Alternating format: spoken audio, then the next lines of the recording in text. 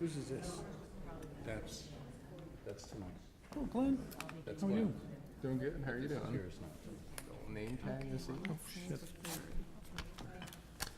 It's the Lake Forest Library book sale this weekend. I'm used to So early. the entire gymnasium at the rec center is full of books. And you're I sort saw a of, flyer for it, And actually. I've been involved with that for 10, 12 years. And so they had their book sale party this 30 evening. too early for you? You miss it? Oh, I have. So Friday, you want to go to the book sale. No, I said third. okay. Ready, everybody? And Saturday or Sunday, they're half price. So Good evening. This is September 12, 2018. This is the Village of Lake Bluff Historic Preservation Commission regular meeting. We have a number of items on our agenda this evening, starting with the roll call. Member Bergman? Here. Member Church is absent. Member Nickel? Here. Member Richardson? Here. Member Liebolt is absent. Vice Chair Hunter? Here. Chair Kraus? Here. You have a quorum. We have quorum. Second item is the consideration of the August 8, 2018 meeting minutes. The minutes were distributed in our packet, for those of us who got our packet. Yes. I would entertain a motion to approve. So moved. Second. Motion and a second. Are there any changes? All in favor of adoption of the minutes of August 8, 2018 as presented, signify by saying aye. Aye. Any opposed? Minutes are passed. Agenda item number 3, non-agenda items and visitors. This is public comment time. The public bodies of the Village of Lake Bluff offer a portion of the early part of every meeting for public comment. So if there's anyone in the audience that would like to discuss with the commission any item that is not on tonight's agenda and is within the purview of the Historic Preservation Commission, we would entertain that discussion now. Seeing not a mighty rush to the podium, we'll move on to agenda item number 4. Agenda item number 4 is a public hearing to consider historic landmark nomination for 502 East Prospect Avenue, the Wynn residence. We received, and thank you for the application. That's one of the things that makes this sitting here enjoyable, is when we actually receive nominations for landmarking, so thank you. And thank you to neighbors. We have one more today, and we have 2 or 3 next month, and hopefully we'll have more. So we really appreciate the initiative in looking to go through the landmark process.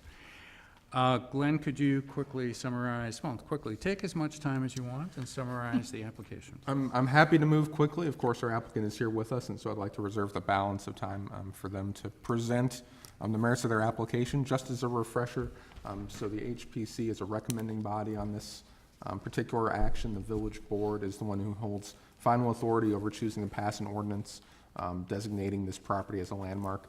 So this is a public hearing. We sent out notice in the newspaper, notice to adjacent property owners. We haven't heard any written comment in regards to this one. So we'll give the owner, who is the nominator in this case, a chance to speak. Then we'll have a chance to go through the criteria for landmarking that are there in your memorandum, and then you'll have a chance to vote.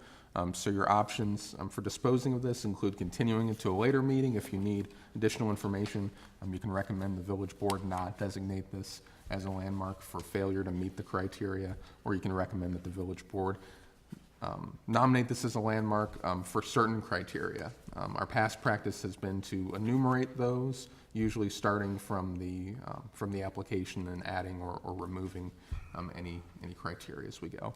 The one last note I'll give you is that one of the application requirements is the elevations for the house. We've presented those to you via email a couple days ago, and printed copies are here at the dais. And I'm doing this slightly out of order, but since there's, we have 2 public hearings tonight, and what a public hearing is a legal meeting where individuals actually testify. And in order to testify, there's a requirement that people stand up and swear to tell the truth. So anyone who would like to testify at either of the 2 public hearings tonight, if you'd please stand. Or even if you think you might, otherwise I'm going to have to do it individually. Miss Ashley, I think you want to. Okay. Would you raise your right hand, please? I swear to tell the truth in the testimony I am about to give. Okay. Thank you very much. And if anyone else That's all you have to do is stand up and I say something and you say yes. So if you want to talk afterwards, we would love to have as much comment as possible.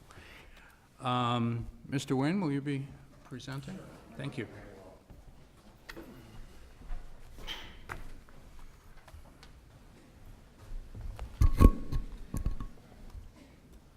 So we want to thank the commission for considering our application tonight. And again, it's an application to designate our home as a landmark, and we hope you'll approve of it.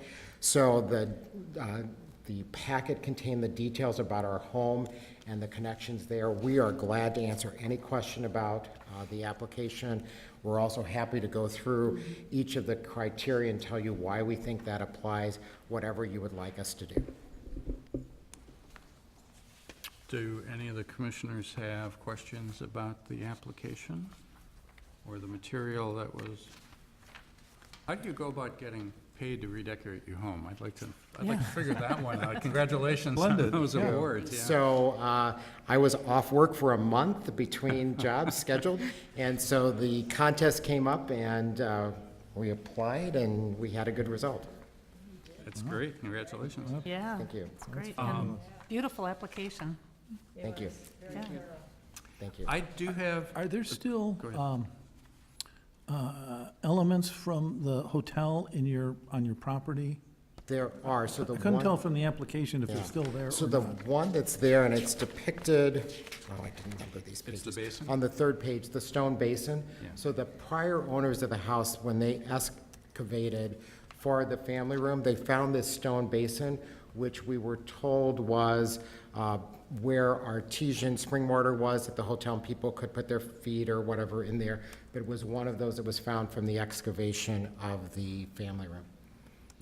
And it's still there, it still It is still there. exists. So it's incorporated in a landscape element in our backyard. So immediately north of the family room addition, there's a deck that has an apple tree in it that's about 125 years old now. And then just immediately north of that, there's a small area with this basin in it. Oh, cool. So people who enjoyed the Hotel Irving were picking apples from that tree?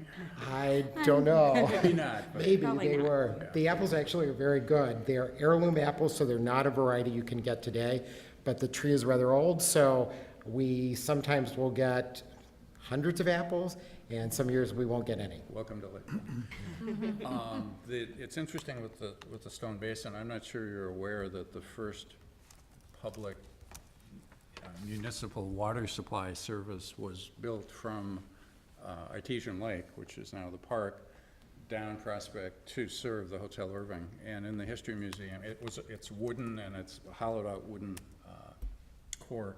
And a portion of that pipe is actually in the History Museum, so you can is see, it? yeah, you can see what the Go original see water that. That's supply really used to look like. That's really It's also my understanding from looking at the actual photographs primarily of the Hotel Irving, which was situated, I think, kind of in the middle to the east a little bit, so your property was certainly part of that, the Hotel Irving property, but it might have been outbuildings, or there were stables, they had stables back there, so it was certainly connected to it. We just don't know exactly how it was used, but certainly it was a big, big property. It certainly was, and you're right about the location of it, in the sense that it was on that larger block, and I don't know if any of the hotel itself actually touched any of our property, but certainly it was connected to that property as a whole. Well, certainly people who stayed there walked over. I'm sure that to they that did. property. I'm sure that they did. Other questions from the commissioners? Have you always been as familiar with the history of your home as you are now? I mean, were you aware of it as you were doing all the restorations and additions and renovations, or is it something that you recently have? No, so we were pretty aware of it. So when we purchased the home, the realtor told us about the basin and its connection to the Hotel Irving. And I have to say, I was a little skeptical. I thought it was a way to get the price up. And so she bought us as a housewarming gift the Mr. Vliet's book, The History of Lake Bluff, the First 100 Years, and had a page marked so I could verify that that was true. And so that sparked our interest in learning about the house and the architecture of the house. And obviously, as you noted, that played a big role in our decisions to give the house the remodeling that we did. In fact, it's interesting, in the 1998 survey, when it discusses our house in that particular book, it states that the Palladian windows we have on the third floor of the dormers, it makes it seem as though those were original features with the house. They were not. The style of those Palladian windows mirrored one that was in the back of the house on the second floor landing, and we had Marvin obviously make custom windows to match that. What, I noticed that this is what some of us call a Harlan home. They're bunches or aggregations of Harlan homes in different parts of the village. What do you know? I noticed that that's part of your application, and one of the reasons for looking at this as a landmark structure, because it is related to what arguably is the best-known builder of that era. Right. What do you know about Harlan and about your house, and he built many on that block? He built many. For the record, if you could. Absolutely. So what I know from that is what is at the museum. So my understanding from one of the slides here at the museum, and I don't have a copy here unfortunately, is it was built for somebody named Crumb, C-R-U-M-B. But I don't know anything more than that. I just know of Red Harlan's reputation as a preeminent builder here. The other thing we were able to find out back at the time we were doing the remodeling and renovation, because a lot of the house was torn up, is we noticed the balloon framing, which is, the studs that go all the way up.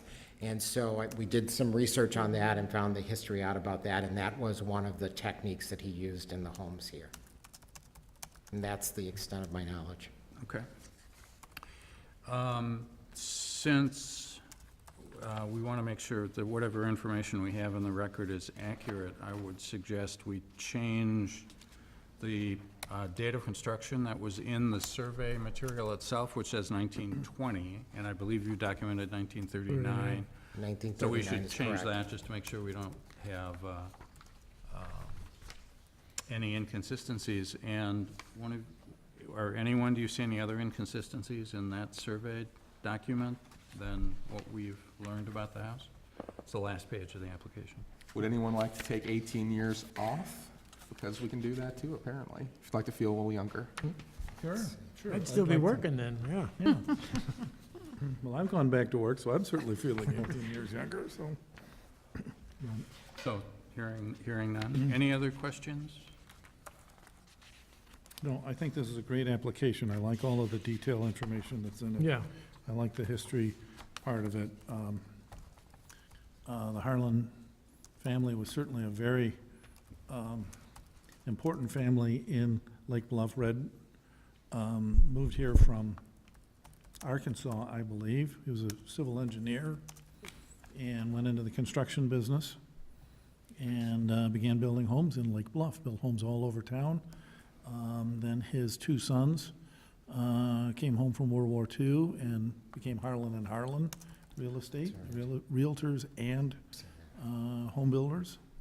And they proceeded to build a great many of the ranches in town. But Red was known for building two-story houses like this, on a lot of them around town. The other feature I would just point out is, and it's those of you that have seen the north side of the 500 block of Prospect, it's really unique, I think, in the fact it has those colonial homes well set back from the street. It's a very nice streetscape, and maybe at another later time we can think about how to protect all of those. But it's a very unique streetscape, I think, in Lake Bluff, or at least we'd like to think so. Questions? no, I'm good. Okay. No. I would like to, as Glenn had indicated, we typically go through each of the criteria. And since you've checked almost every box here, we might be in the, let's maybe not check quite as many, rather than you usually check a few more, but Yeah, we want to, for the record again, understand what each of the criteria are. Paul, do you want to lead us through this piece? Just kind of go through criteria by criteria. Yeah, so if we begin with the first section, the landmark designation criteria, general conditions, I'm not sure if all of these apply. There's 7 criteria here. I'm not sure all 7 apply, but let's go through them and see how they fit here. The first one is a structure, building site, or landscape of significant character, interest as a part of the historic, aesthetic, or cultural, or architectural characteristics of Lake Bluff, the state of Illinois, I think the yes. United States. Yes? So Okay. I think we can say as a colonial-style house, it certainly, in 1939, it certainly fits into its time frame and time era of it. The second criteria, the structure, building site, landscape is closely identified with a person or persons who significantly contributed to the development of, it says, the village, state of Illinois, or United States. If we just say the village, then we end up at Mr. Harlan. So I think that's and- fine. And so that We fits checked in. that one. That's Okay. correct. The structure, building site, or landscape is a notable efforts or is the only known example of work by a master builder, designer, architect. Red was an engineer, he was a general contractor, he was not an architect. You can read this sentence two different ways. If you say it's the only known example, that doesn't work because there's a lot of Red Harlan work in town. But if you say it's the notable efforts of him, then I think you have the basis of saying, what does the panel think? Yes. Yes. So, Okay. so then, unique location or singular physical characteristics of the structure, building, make it an established or familial visual feature. And so do we think that the physical characteristics of the structure make it an established or familiar visual feature? Does it fit into the part of the neighborhood? Does it fit into the block that we're talking about?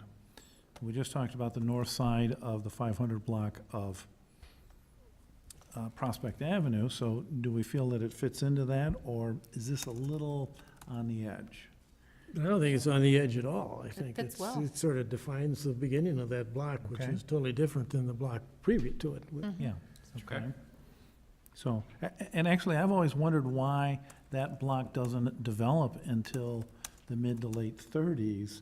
If the Hotel Irving burns down in 1895, why is it that that half block, because the houses on the other side on Center Avenue are much older? And so how is it that I wondered that too, like what was Yeah. going on right there so during there's a that piece of history there that, you know? yeah. Do not know. so- But it's true, it's an interesting observation, that side of the street, the homes behind it, yes, for sure. But that particular one, I don't know if it was because of its location across from what was the Tabernacle or not, but it's just really interesting. And they all were developed about the same time, within a few years, I'm pretty Yeah, confident within about about a that. 5-year period, I would Do guess. do you know if Harlan developed the homes on the south side of that street? We'd have to go back to the museum. We got the Harlan photo album of Right. houses that they put together in 1963. The Harlan family thinks that the photo album is complete, and I'll be perfectly honest, I didn't go back to look in the photo album, which I think the museum has put up on the website, so I didn't go back to check and see how many houses at 500. Okay, that's an interesting question. Yeah. Probably had to do with when the property was made available. And I think I know how we can find out that answer. It would take me about 5 minutes to find it out. But in the 1998 survey, there's a list of all the homes at the back that are either significant or contributing. And one of the columns, and I'll forget which one, lists distinguishing features. So it'll either say it's part of the Camp Meeting Association, but there also is one where they indicate whether it's a Harlan home. So I know there were some there, but I didn't check to see where there are others. But that would be the source to find that. Great, The endless research. okay. Moving on, the activities associated with a structure, building site, or landscape make it current or former focal point of reference in the village. So do we have activities associated with the structure that make it a focal point in the village? And I think that's a no. I think I think we, it's a stretch. Yeah, yeah, We did it based on the Hotel Irving. right. So that's why we Yeah. checked that particular box. It was because of the Hotel Irving and its association to the Yeah, Camp I Meeting. think That the was first, Building site? I think the first box, I think covers that. Yeah, I'm Okay. okay with that. Next. okay. The structure of building is a type or is associated with a once common but now rare or particularly fine, or unique example of a utilitarian structure or possesses a high level of integrity or architectural significance. Excuse me. Say no. It's got some of it, but not all of it. I like to think that there's a fair amount of architectural significance for the building, but a great deal of that seems to have come after Mr. Harlan's era and is part of your era, so I would tend to say no also. But it's also not a rare type. Right, Yeah, okay. it's becoming rare. But- Different type. So the last one, structure, building, site, landscape is an area that has yielded or is likely to yield significant information, historical information, or even prehistoric data. So it's already yielded the water trough Right. for the Hotel That's why we Irving. checked that. I don't know, do you have any plans to dig up the rest of your backyard? Do not. We do not. So, how do we feel about the historically significant information? I think having a piece of the Hotel Irving is that cool. makes That's sense. fine, yeah. And it's I in would an say yes. area Yeah. that might yield, not necessarily just their property. Okay. That's the first designation, to my knowledge, where we've actually said yes to that one, so. Yeah. Thank you. Good find, So we can, we'll be over at your house tomorrow with our shovels yeah. And the, what do they call the metal detector? and the metal detector. Metal detector, I'm good with the metal detector, not so much the digging. Bring the That's wishbone my out there and shovels. throw 'em. Yeah. So, All right. So that's the first section of general conditions. Then the next block is architectural significance. And so there are 1, 2, 3, 4, 5, there's again 7 items on this list. And running through them, the structure, building site, or landscape represents certain distinguishing characteristics of architecture inherently valuable for the study of a time period, type of property, method of construction, or use of indigenous materials. Well, the balloon construction, I think, becomes a very important point. And I think also, it being a 1939 colonial-style house fits into a very recognizable niche of what we were building in America in 1939. So, The other reason we checked that is because it was used as an example in the 1998 survey of the colonial revival, so that's why we felt it met the first, and Yeah. Mr. Bergman, you're correct, we felt it met the second because of the balloon construction. yeah. The second one, the structure, building site, or landscape embodies elements of design, detail, material, or craftsmanship of exceptional quality. I And would check that one, Okay. so, because it's such a nice house. Mhm. It's yeah. Proportions, everything about The it. proportions are lovely, Great. the door case is lovely, there's parts of it that are just splendid. The third one, structure, building, site, or landscape exemplifies a particular architectural style in terms of detail, material, workmanship, which resulted in little or no alteration to its original construction. It's been altered. So, it's been altered, but the detail and workmanship that has altered it has been all positive alterations to it. I mean, there aren't any, putting the dormers on the roof, I think is with the, as you described, the Palladian mullions in there, I think is a wonderful addition to the house. It was all in keeping with a period detail, too. So, Although I focus on little or no alteration to its original construction. Me too. That's why we didn't check it, by the way. Okay, so that becomes a no. It becomes a no. Okay.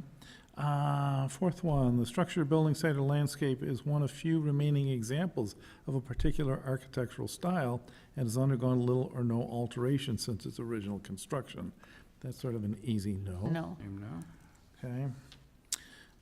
Next one, structure, building site, landscape is a part of a contiguous grouping that has a sense of cohesiveness expressed through a similarity of style, characteristics, time period, type of property, method of construction, or use of indigenous materials, and accents the architectural significance of the area. And so we've been talking about the north side of the 500 block of Prospect. Do we think this fits into that? We're talking about a contiguous grouping that has a sense of cohesiveness expressed through a similarity of style, characteristics, or time period, and other factors. How do we feel about that? Well, I think you've got this house, the one next door, the one next door to that. I think there's 4 houses I in a think there's row 4. that are all within that particular genre. Not done the same way, not built Mhm. the same way, not with the same materials, but they're sort of, They're all sisters, right? in a way, yeah. Yeah, Yes. so that And fits in. actually, from a personal perspective, this was one of the 2 that I think are the most important for this particular application, that we are looking at continuity of a streetscape, Mhm. including setbacks and all the rest. Right, Okay. okay. 6th one here. The detail, material, and workmanship of the structure, building site, or landscape can be valued in and of themselves as reflective or similar to those of a majority of other visual elements in the area. So this is very much similar to the item we had just above it. The detail, material, and workmanship of the structure can be valued in and of themselves as reflective or similar to those of the majority of other visual elements in the area. So this gets us back to this cohesiveness question of, is this part of a group? And just a second ago, I said sisters, is this a group, is this part of the sisters? I don't see it that way, but that's, Okay, Yeah, I'm on the fence with that, but if everybody else is okay, then I'm fine. Okay No, with that? I'm okay, but yeah, I don't have a strong feeling about Okay. that one. Let's put it in. some of these are so close together. I was gonna say, who wrote these? that, I'm not so sure that at some They are point we should. Yes. well, these are taken from, we labored over this ordinance. We did, I know, I was And part of it. we labored over the ordinance, and this comes from a great many different ordinance It does. forms and stuff, so. It does. So how are we set So we'll on say this? yes on that. We'll say yes, okay. And then the last one, landscape is significant in and of its own right as landscape architecture and not merely as complementary setting for the structure or group of structures. And I don't know I that would the, say I'd no to that one, aside from the, except for Oh, the the water trough. basin. About the trees, Oh, the the trees, I trees. forgot about the trees. So it's the trees, the reason why we selected, and again, some of these are stronger than others, were the trees, the way that it's situated on the site, because it's centered on that property to allow a larger side and front lawn, and then also the way that the basin was incorporated into the landscape design. Those were the reasons we checked it, at least. what do you think of that? I think that's stretching what the intent of what this is. Yeah, I think so, too. It's nicely landscaped, that's, Mm-hmm, but it's, yeah, I don't feel the passion there. We were thinking more like Jens Jensen or yeah. something with that one. Okay, last category? Last category, historic significance.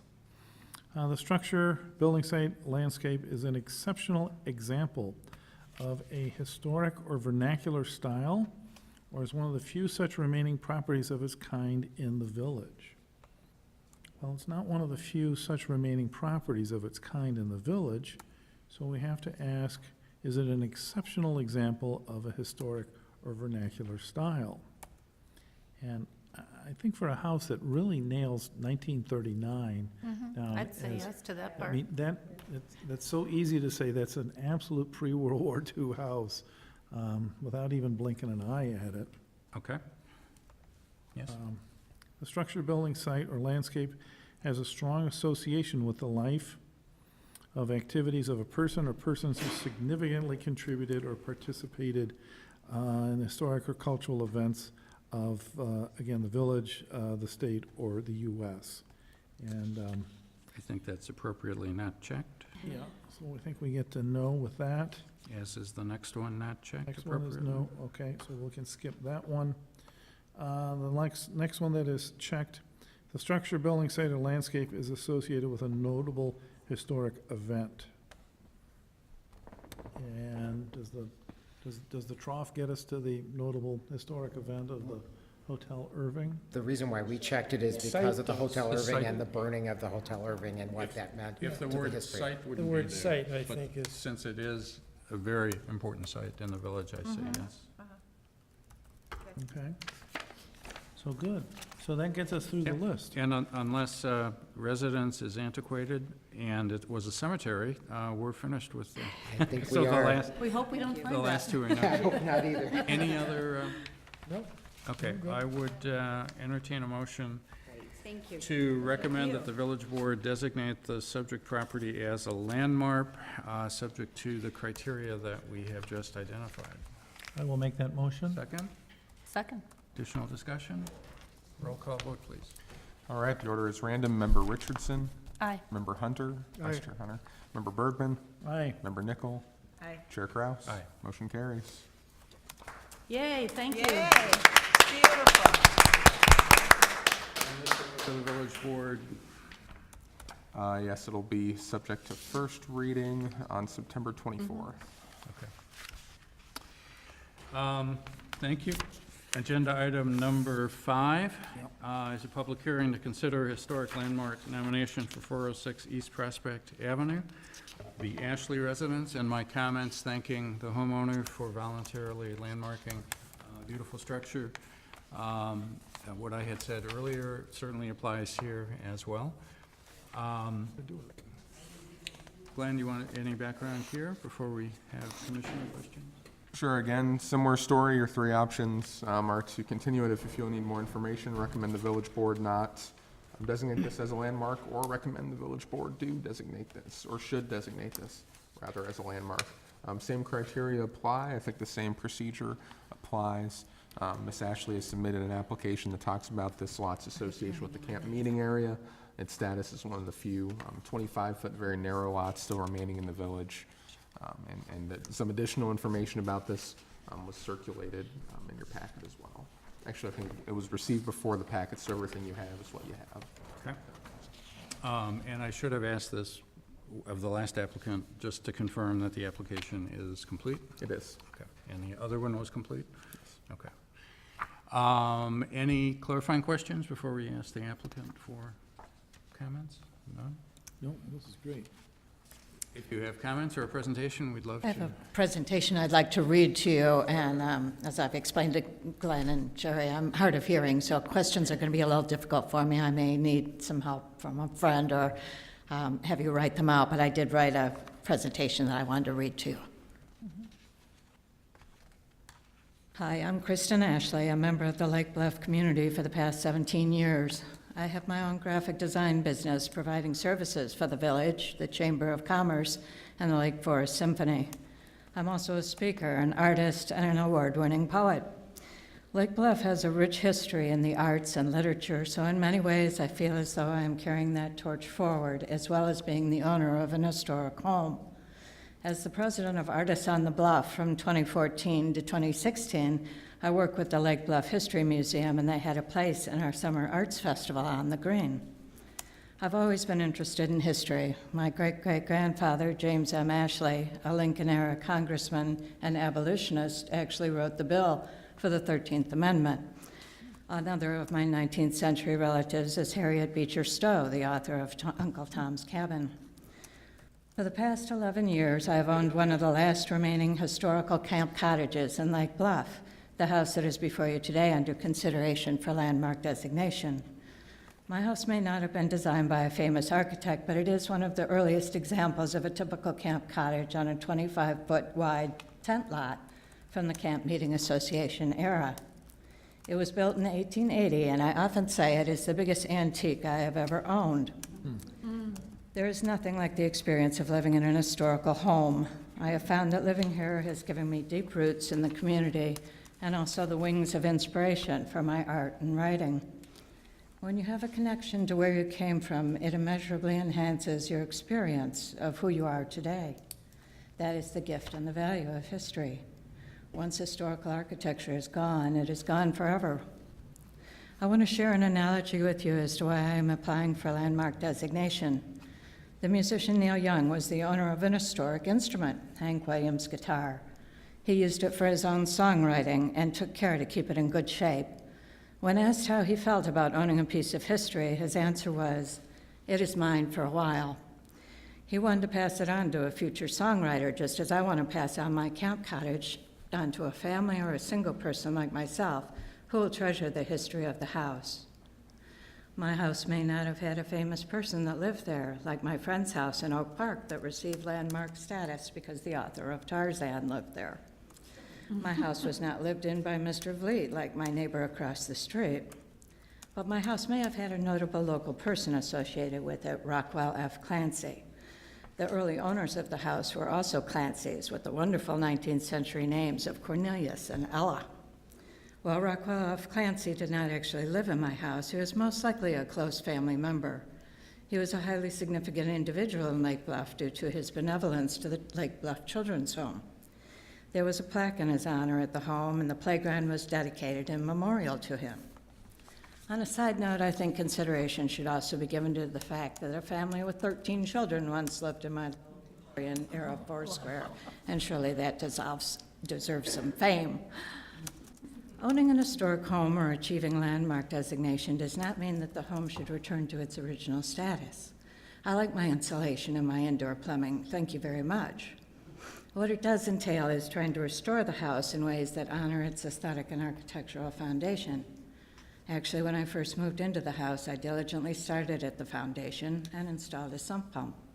I then refinished the oak flooring on the ground story of the house, then completely redid the floors of the second story, also in oak. I would very much like to restore the gable that was probably an original feature on my house and possibly rebuild the front porch to its full former width. I'd like to consult with the HPC and the History Museum to see what else I can do to preserve the historic character of my home. In closing, I would like to say that this little house is only mine for a while. It is my fond hope that I could pass on the experience of owning an historic home to a future homeowner, someone who will cherish the sense of history and who will not just want to tear it down for profit. We all know the wonder of living in Lake Bluff, and for me, the experience of the passing seasons spent with loved ones and neighbors is immeasurably enhanced by living in an historic home.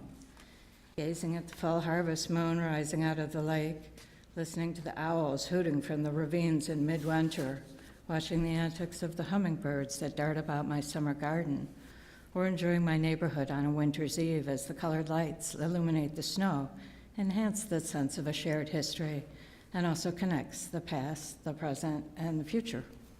And thank you for considering my request to leave an historic legacy to the community. Spoken like a poet. Thank you.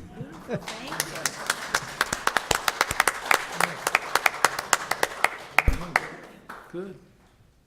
Do we have any questions? Do we know anything more about the Clancys or the people who built the house? The people that originally built the house, we were not able to find that out.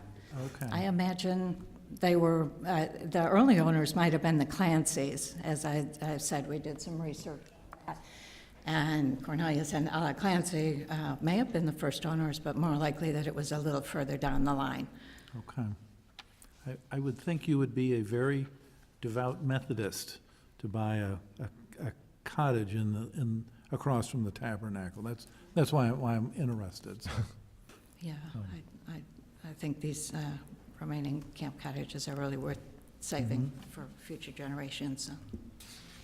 I'm just curious about a couple of things. Most of the houses on the 25-foot lots were 15 feet wide. I've got one. And they had the gable, like you mentioned, and this one, I'm guessing, is 20 feet wide, so somewhere along the line, they made it wider. Do you have any indication of that being something that might have been done? I'm sorry, Can you tell us? John, you want Ed, to? can you come up Oh, and help me? okay. Yeah. I'm sorry. That's okay. So it's actually, 5-foot wide lots. We're Right. 15 feet wide, yours is 20 feet. Do you know anything about why it's 20 feet compared to Okay, 15? so I was wrong on the lot dimension. 10 feet. I was under the impression that it was a 25-foot lot. I put my plat survey in my Yeah, application. I was wrong, it's not a 25, although it might have started out as one. Yeah, it's a combination, like many homes in Lake Bluff, it's an amalgam of many separate parcels. So it is a 25-foot parcel plus, it looks like 10 feet, the western 10 feet of another parcel. So it's actually 35 feet wide. Do you want to come up to the microphone very briefly? So I'm at 414. If you could, I'm for the Stephanie record. Bjork at 414. Thank you. Which is a couple houses down from her. What we found out when we did the research on 414, it stands on Lot 18 exactly as a 25-foot lot with no changes on the original plat. That's unusual. What we found out is that the house immediately to the east of mine, which belongs to the Hayeses, originally, that was the minister, and our house was one of the congregation. And they decided that they wanted more of a yard than the 25-foot lots were going to give them.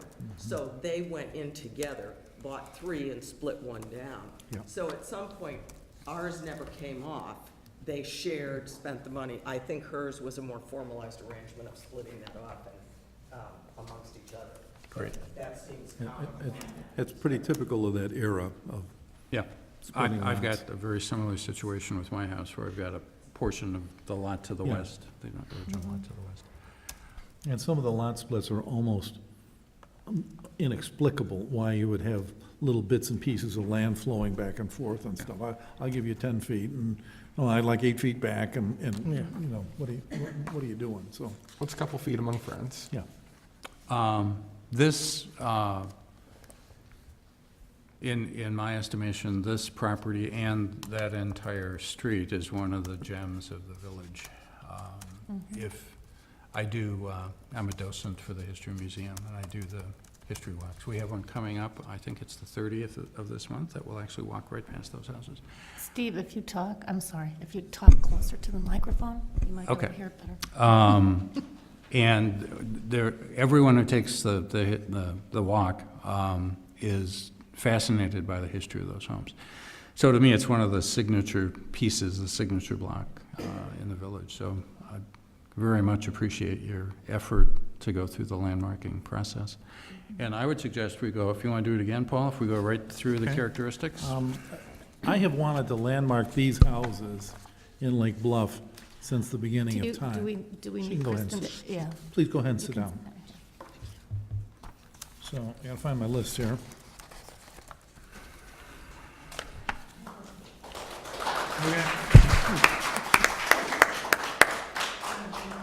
All right, starting with general conditions. We start with our list here. The structure, building site, or landscape has significant character, interest, or value as part of the village, as part of the historic, aesthetic, cultural, or architectural characteristics of the village. And so, do we think that it has significant character or interest or value as part of the Absolutely. village? I think Yes. that's an easy yes. Absolutely.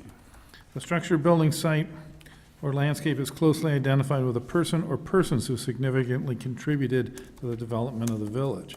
It's part of the Camp Meeting Association, I think that's a yes. We're gonna skip the third one. The unique location or singular physical characteristics of structure, building, or site or landscape make an established or familiar visual feature. Yes. I think that's yes. Paul, real quick, going back, would you say for 1B that Mr. Clancy applies to that too, or are we really just thinking the Camp Meeting Association? We can include Mr. Clancy. I don't know, we know enough about him yet, but Okay. I'm certain we're gonna learn more about him in the near future, so. The activities associated with the structure, building site, or landscape make it a current or former focal point of reference in the village. Absolutely. That's a Yes. yes. The next item has not been checked, and so the last item under general conditions is the structure, building site, or landscape is in an area that has yielded or likely to yield historically significant information or even prehistoric data. And we think there's more information to be gleaned from studying these houses. You know, I think it's a little bit of a stretch, but I think that's a yes. Okay. Let's put it down as a stretch, yes. So, architectural significance. We only have one item checked here. Why don't we just summarize, let's just run through quickly each of them just to make sure. Okay, let's start out with the first one here. The structure, building site, or landscape represents a certain distinguishing characteristic of architecture inherently valuable for the study of a time period, type of property, method of construction, or use of indigenous materials. Well, And I so- would say yes. So we're very interested in what we were thinking in 1870 and 1880. So right? that definitely is a yes. They're very Okay. tied to the Camp Meeting Association. The structure, building site, or landscape embodies elements of a design, detail, material, or craftsmanship of exceptional quality. I'm not so I don't sure think that so. applies. No, I lived in one. So they're, vernacular houses means typically vernacular quality also. Okay. The structure, building site, or landscape exemplifies a particular architectural style in terms of detail, material, and workmanship, which is resulted in little or no alteration to its original construction. No. I think, I don't know, some of these houses were changed over the years significantly. What intrigues me is that the roof line and little dormer on the front and porch on the front are the same from 1880 till today. I mean, I think that roof, the hip roof is original. I think the hip is, It's the only one I've seen. yeah. Which makes it very intriguing for me. I don't think that had I don't think it had the big A frame on the front of it. Oh, well, I wondered about the side addition as you're facing it on the right. Little area jutting out, Okay. that was original. I'm okay. If you guys, if that's an original roof line, we don't have, yeah, I don't know that. Again, I was thinking of my house, which was changed Okay. 100 times, but I don't know that detail. Well, if we don't know, then we'll say no. okay. If I'm getting lost here, the structure, building site, or landscape is one of the few remaining examples of a particular architecture's gone little or no alteration. I just read that one. The one that she did check is the structure, building site, or landscape is or is part of a contiguous grouping that has a sense of cohesiveness expressed through a similarity of style, characteristics, time period, type of property, Yes. method of construction. Yes. Definitely. I think we get to that easily. The second to the last in the group, detail, material, and workmanship of the structure, building site, or landscape can be valued in and of themselves as reflective of or similar to those of a majority of other visual elements in the area. This is that cohesiveness question that we talked about on the block just north of that. This is this wonderful little grouping of houses that are all they're all little sisters. So I think we get to yes with that. Then the last is landscape. The landscape is significant in and of its own right. I don't think so. No. Okay. Okay. So then getting to the last group here, we have historic significance. The structure, building site, or landscape is an exceptional example of a historic or vernacular style, or is one of the few remaining such properties of its kind in the village. I think that's an easy yes. The structure, building site, or landscape has a strong association with the life of activities of people in the village. That's pretty Yes. simple. The structure, building site, or landscape is associated with an organization or group, whether formal or informal, who significantly contributed to the village. I think that's a yes. The structure, building site, or landscape is associated with a notable historic event. I think the Tabernacle and the Methodists. The la- That's a broadly defined definition of event, but I'm okay. Yeah. If we ever revise the ordinance, we should think about using that word, but, Okay. Just a little note there, it says use Paul's definition, right? yeah. So, okay, the last two are not checked. It's, the building or site is associated with an antiquated use due to technological or social advances. Nope. I don't think so. The structure, building site is a monument to or cemetery. I think we can skip that one also. It should be a monument to the parents that raised 13 kids in that house. Yes. Maybe if we, at some point, we can put a big The monument. right in 13 front of people, the 13 kids, right? Yeah. Any other questions? I would entertain a motion to recommend to the village board to designate the subject property as a landmark. for the reasons that we have identified in our previous discussion. I will make that motion. Second? Second. Motion and a second. Any additional discussion? Nope. Roll call vote, please. Again, the order is random. Vice Chair Hunter, Here, yeah, here, Are you? yeah, sometimes. He said yes. okay. Member Bergman, Yes. Member Richardson, Yes. Member Nickel, Yes. Chair Kraus. Yes. Motion carries. Yay, another one. Thank you.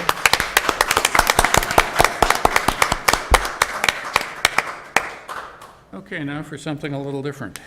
Agenda item number 6 is related to the significant demolition review at 419 East Prospect Avenue. There's a couple of things that are in play and a couple of things that we can discuss here at the dais. First of all, there is an existing demolition delay that is in place per ordinance. Because of a technical reading of the ordinance, the actual demolition delay period, the 90-day period expires November 22nd, not October 17th. So the original demolition delay period does not expire unless we make it go away on November 22nd. So one of the things that we can do tonight if we wish, we don't have to, we could wait till next month if we want to, or even the month after, I believe. We could, we have the right, unilateral right, to extend an additional 30 days, which would extend the demolition to a maximum of December 22nd. Does anyone wish to do that now, or just let things, the reason for the delay, again, is to do just what's happened, is to generate interest in a particular property, hopefully to have a couple of things happen. Property owners, adjacent property owners become interested in their history and go through the process that we just went through for 2 structures. Hopefully to influence the thinking of a property owner in terms of what they're looking to do short and long term with a particular property, or to come up with other creative ways to address the particular requested demolition. So that's the reason the demolition is in place. It automatically continues until November 22nd. I personally don't see any reason right now to extend it. We could do that next month. We have lots of time to extend. Is everybody okay with that? Yes. Just hold, okay, so that's one.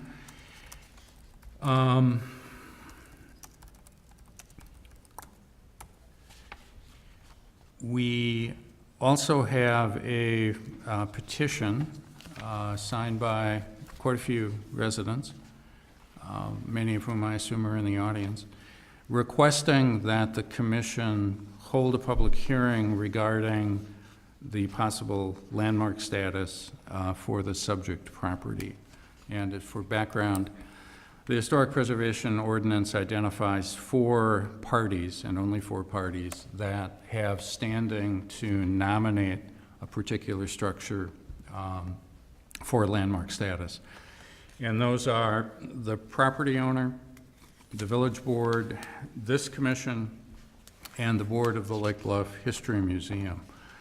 The property owner has, in a letter that is addressed and contained in our packet, which I'll read, "It is my understanding that the HPC is being asked to consider the nomination of 419 East Prospect Avenue for landmark status. As the property owner, I respectfully request that my property would not be landmarked. I purchased the property in 2017 with the intention of creating a home that will fit the needs of my family. Our plans are still in the development stages, but will be within all current Lake Bluff codes and zoning ordinance, including setback requirements, height restrictions, and streetscape considerations. Sincerely," and signed by the property owner. So the property owner will not be proceeding with the landmark nomination. The board of the Lake Bluff History Museum has made a policy decision and to be a resource to the community rather than go through the process of recommending landmarks. For purpose of full disclosure, I am a member of the Lake Bluff History Board of Directors. As am I. So, The third entity that can nominate is the village board, and the village board has deferred to us, thank you, village board, to consider whether or not this should be recommended as a landmark. And that's where we are. So the petition was received at a date that precluded a public hearing from even occurring this month. So the decision that this body could make is to hold a formal public hearing next month, or I suppose the month after, since the demolition delay continues until December. And that's the issue that is before us. Because we don't have a full board, we could also not take action on that request until we have more members, although I'm not sure that that's the right thing to do either. So I will open it up for comments from commissioners. And if anyone in the audience would like to comment, we would certainly like to hear that as well. In fact, why don't we do that first? If Yeah. there- Mr. Nguyen.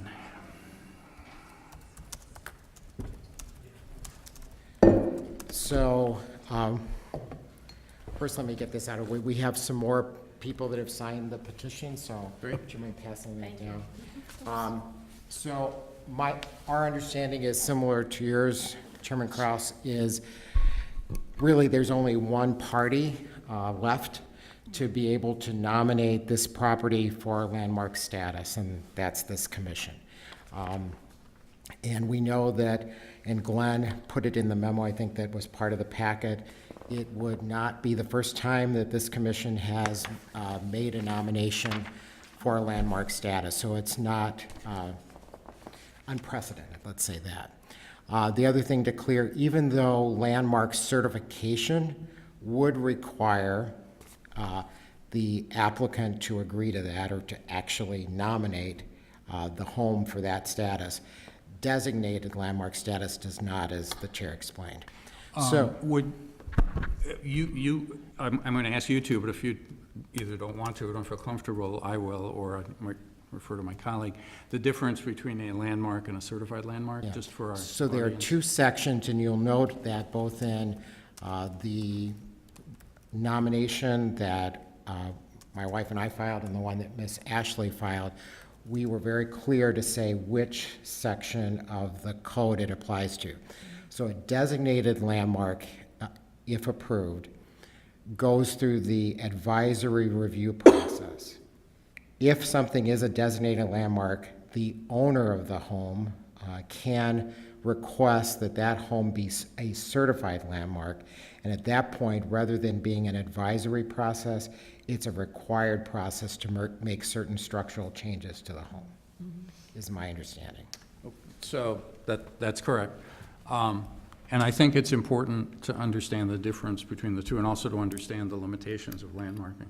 So once a home is landmarked, and we have a policy in the village when we are landmarking that we landmark only exterior, we don't landmark interior, so it's just exterior, so walls and windows and all of that. So if there is a landmark home and there is a request, there is a desire on the part of the current property owner to modify the exterior of that property, there is a required hearing in front of this commission and a dialogue around what the resulting changes to that structure might look like. But it is, although it's part of the code, it is advisory, and the property owner ultimately can make decisions on that property even though it is landmarked. If the landmark is certified, another step in the process, we do not have, I don't think we have any certified landmarks in the village, but if the landmark is certified, then there is a mandatory certificate of Appropriateness. thank you, certificate of appropriateness that has to be granted before alterations or additions or demolition can take place. So the teeth of the ordinance are around certified landmarks. The normal landmark status has a process in place for a property owner to make changes, but ultimately the property owner can still make changes to it. That's the difference between the two. And the other practical implication to it, and the law is changing on this right now, but with regard to a certified landmark, because of the restriction and the need to obtain a certificate of appropriateness, that is likely, I'm not going to say certain, to preclude a homeowner from getting a federal easement, taking advantage of that program, because in essence, the theory is you're not giving anything of value away because the property is already restricted. The theory under the designated landmark is because it's an advisory review process that expires in a limited amount of time, that's not much of a diminution in value, so you can get a greater value, if not full value, from the easement program. So that's why that distinction is made by many homeowners whose homes may qualify for those federal programs. Okay, thank you. So what I'd like to say is we have filed this request. I think we've been very thorough in our research on the property. I'm glad to take any questions about that as the other neighbors that are present here. There is one thing, and I went back this morning and listened to the prior meeting, and I wanted to make sure we were being thorough on everything. And one of the questions that came up in the meeting last time was a concern from the applicant, who I would note for the record is not here tonight, that there were four roughly 25-foot lots in the property, and that if we were being historical, we would take it back to that point. Let me tell you what I think the research shows, and there's one point on which I agree completely, and it actually helped fill in one of the pieces that was a puzzle to this for me. So as the petition noted, this site consists of 4 lots. 3 of those, the 3 that are immediately adjoining Moffett, were deeded to Edward Jeffries. Later, the 4th lot was deeded to Abner Scranton, who we know who he is. So I wondered about that, because we know or suspect that the house that's on lots 2 and 3 was there at the time the property was transferred to Jeffries.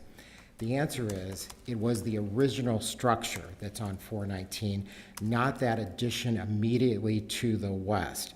And as Mr. Helly said at our meeting last time, based on his reviewing that, he could tell from the stud structure that that L portion that comes off wasn't part of the original house. And that explains very clearly why there would have been a conveyance of 3 lots, but not the 4th, and the 4th one to Mr. Scranton. So that, I think, is really helpful. It also suggests the information that's in the museum about that the home being an L-shaped, L-form home is probably not correct. It's probably much more similar to the home that's at 666 Maple, which is kind of blends the Italiante and the Gothic roof style. So it does seem very similar with that. However, I would commend whoever put that on, because they did use, as you drive by the house, the lintels, the ornate lintels on that addition, but I think that explains that. There was also a concern that if we went back, if we're being historic, we should go back to 4 25-foot lots. I would take the position that being historic is exactly how the property is today. So obviously, the house that was built there probably was built before the Camp Meeting Association came into effect. But when it did, that house was there, and it was conveniently facing toward the tabernacle. The association could have very clearly sold lots 1 and lots 2, but they didn't. What I suspect, can't prove it, is that allowed the visual sight line from the house all the way through. And so when it was conveyed to Jeffries, who was a close associate of the Reverend King, who is very notable in the Lake Bluff Camp Meeting Association, that was done deliberately to keep that property intact the way it was. So that, I think, solves it. So I would say, even though all those lots in the 1877 plat were done as lots, 25-foot lots, the real history of it is what predated that plat and the current configuration of the home, and I think that's one of its unique features, so I would point that out as well. And I think our most recent landmark decision reflects the same thing, that even though there's a series of 25-foot lots that underlie the original zoning, that lot is actually 35 feet wide. And if you look at the underlying zoning for all of the east side of the village, you see that, I don't know what percentage, but it wouldn't surprise me if half of the lots, the current lots, quote unquote, in the village are actually composed of multiple zoning components. I also think, and I'll defer to You know, the my fellows lot here. structure at that time is kind of a fungible concept. It was. People were buying and selling strips of lots, half lots. It's my understanding that around the Tabernacle, there were 12.5-foot wide lots sold, which were tent lots. And all of that zoning has gone, long since gone away. And then there's all sorts of little street easements, alley easements, and other things in there. All of this changes over time and becomes rather fungible to what we have today. So I think there's a, Another thing people will learn when they take the September 30th historic walk is that, speaking of tents, is that sunrise from center to the park on the west side, so you kind of visualize what that looks like. Those were tent lots. Those were tin tents that people rented by the day, by the weekend, by the week, when they would come to Lake Bluff to participate in the tabernacle activity. So those were all tent lots. I have no clue what the underlying zoning was, but that's what the use was. but you could actually, you wouldn't just rent a tent. You could own that piece of land and then rent and go to the association, and they would put a tent on your piece of property for you, but that was your land. I mean, that's the thing that's significant about it. You weren't just, not like just going and renting at the Sleep Six, campground or something. And Mr. Bergman, you're exactly right. So one of the ways, and this was the hard part of tying it all the way back to close, was before the 1877 plat, where you have the lot, the block, and everything. It's very easy to see. Everything before that were in meets and bounds descriptions, and I actually had to go back to the Lake County records and pull and get the descriptions by the northeast quarter fractional and map that out to confirm that that deed actually was for this particular property. It also ties it in when you see the 1877 plat, which is part of the materials, because it does describe that it is part of that section, and you can tie it up that way. So you're correct, it was more meets and bounds descriptions then than it is now, but after the 1877 plat, things adopted that block lot methodology. So we're very passionate about this, as you can probably tell. There's nothing, no bad ill will against the owner of the property. We are here to save that structure if we can, and potentially negotiate something if we can do that, to have a home on there that's fitting with the current style. We think it's worth it. We think the history now is well documented back to the original founder of Lake Bluff. And we would ask that the commission consider nominating it for landmark status, and that's our request. So I'm just not asking any other just for questions. clarification, because I heard two objectives in your statement. The first, and the one you stressed, is to save the structure, Yes, if possible. The second was to influence the design of any different structure? yes. Okay. And my understanding is, from the meeting that we had last month, that also seemed to be the sense of some or all of the members of the commission. Okay. Thank you. Well, this property came before this commission months ago with that specific concept in mind of putting an alternate structure on there, but maintaining the original house in most of its form, and then building into what I'll call the front yard, building into the front yard, a house extension and addition that was highly similar to the existing house. And we had a long discussion about that. That's something we've already been there once, and And that went away, I Yeah, think, that for went away. economic reasons, so. yeah. If it could come back, that would be, I think, a satisfactory resolution to And- the group that's here. And also, just to make sure we have all the on record, the applicant had requested to the Plan Commission and Zoning Board of Appeals for subdivision of that particular property, which was not recommended by the the zoning folks. So there's been that conversation as well. And my understanding, having reviewed the record on that, is that initially there was a request for a subdivision, and that one, the applicant got the sense of the commission that that was not going to go. And there was a second try at that, and that was when an affirmative no vote happened in that process. So Correct. that's my understanding of the process. Correct. Okay. Anyone else from the audience wish to engage in discussion with us? Thank you.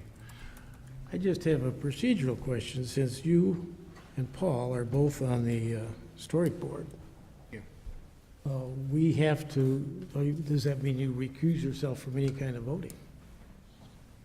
No? Oh, okay. No. All right. We're on the what? I'm sorry, I didn't hear your question. If you, since I always want to call it the Vliet Center. Okay. Since you're both board members of that, and they've taken a stand as they have, and does that preclude you guys from voting, or do you go ahead and vote on your own? Yeah, no, I think Okay. we're independently All right. voting on that. Yeah. All right, I thought that's what you said when No. you first said that, okay. No, I was just wanting people to know that I do serve on, Yeah, all right. I do serve on the historic Lake Bluff History Museum. And we're having the Ghost Walk again this year, and tickets are on sale in about 2 weeks, so. Get a hat. Sure, if you want to come up to the,